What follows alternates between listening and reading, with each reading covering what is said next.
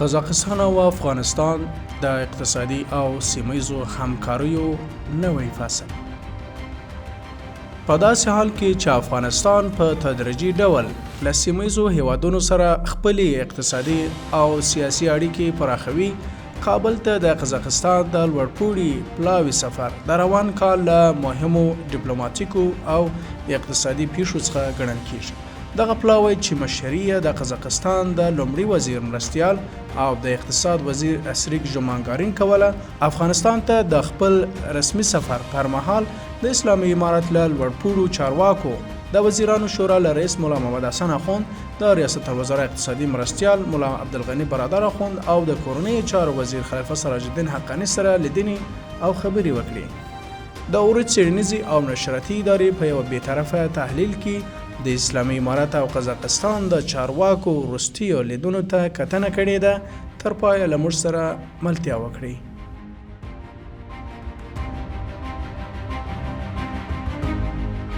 د کارپوهانو په باور په افغانستان کې سراسري امنیت د دې لامل شوی چې د سیمې هیوادونو افغانستان ته لا زیات ډاډمن نظر ولري.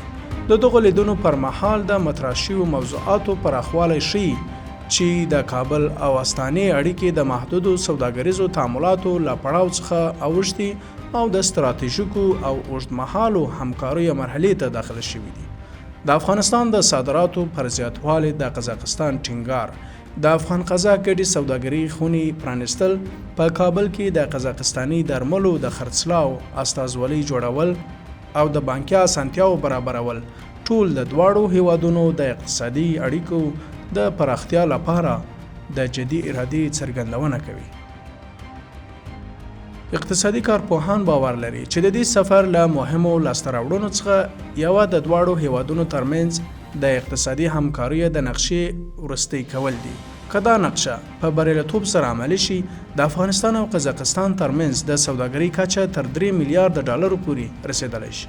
دغه ستر هدف په داسې حال کې مطرح کیږي چې دواړه هیوادونه د کرنې، کانونو، ترانسپورت، صنعت، بانکي اړیکو او سوداګرۍ په برخو کې پراخ ظرفیتونه لري. له بلې خوا د مزار شریف، هرات، کندهار، سپین بولدک د اوسپنې پټلۍ په پروژو کې د قزاقستان د همکارۍ چمتووالی د شنونکو له نظره ځانګړی اهمیت لري. دا پروژه کولی شي افغانستان په سیمه کې په یو مهم ترانزیټي څلورلاري بدل کړي او د منځنۍ اسیا او جنوبي اسیا ترمنځ د نښلېدو زمینه لا پیاوړې کړي. دا ډول پروژې نه یوازې د افغانستان اقتصادي ودې ته مرسته کوي، بلکې د هیواد جیوپولیټیکي موقعیت هم پیاوړی کوي. د پانګونې په برخه کې هم هیله بښونکې نښې لیدل کیږي.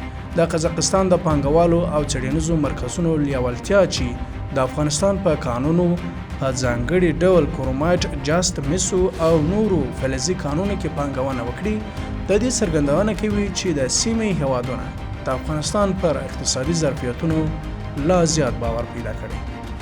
کارپوهان باور لري چې له کانیزو سرچینو څخه اصلي ګټه اخیستنه به په راتلونکو کلونو کې د هیواد د اقتصادي ودې له اساسي ستونو څخه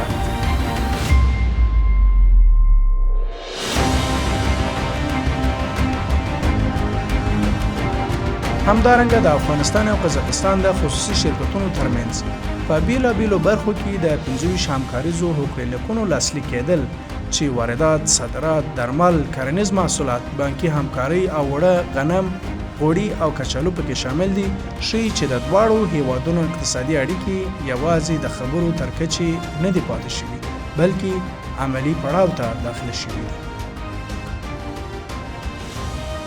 د اقتصادي موضوعاتو ترڅنګ د سیمه‌ییزو همکاریو، د مخدره موادو پر ضد مبارزې، د اوبو مدیریت، د زړه ناروغیو د تشخیص، د ټکنالوژۍ پراختیا او د سیاسي اړیکو د پیاوړتیا په اړه خبرې هم دا څرګندوي چې دواړه هیوادونو د هر اړخیزو همکاریو د یوه جامع چوکاټ د جوړولو په لټه کې دي. د څارونکو په باور دا ډول همکاري کولی شي سیمه‌ییز ثبات پیاوړی کړي او د منځنۍ اسیا او افغانستان ترمنځ د همغږۍ او نږدېوالي کچه لوړه کړي.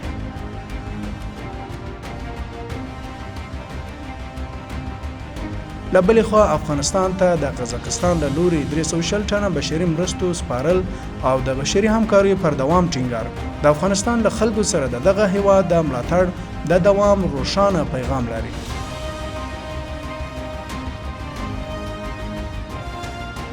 په ټولیز ډول کارپوهان په دې باور دي چې کابل ته د قزاقستان د لوړپوړي پلاوي سفر او د دې سفر په ترڅ کې شوي هوکړې او تفاهم لیکونه د دواړو هیوادونو په اړیکو کې د نوي فصل د پیل نښه ده. هغه فصل چې اقتصاد، سوداګري، ترانزیت، پانګونه او سیمه‌ییزې همکاري پکې د تعاملاتو اصلي محور جوړوي. کله چې لیک شوي تفاهم لیکونه او هوکړې په عملي ډول تطبیق شي، افغانستان او قزاقستان به وکولای شي په سیمه کې د یو بل مهم اقتصادي شریکان شي او د پراختیا، هوساینې او سیمه‌ییز اتصال لپاره نوې لارې پرانیسي. مننه چې تر پایه مو زموږ ملتیا وکړه. د آباد او پرمختللي افغانستان په هیله.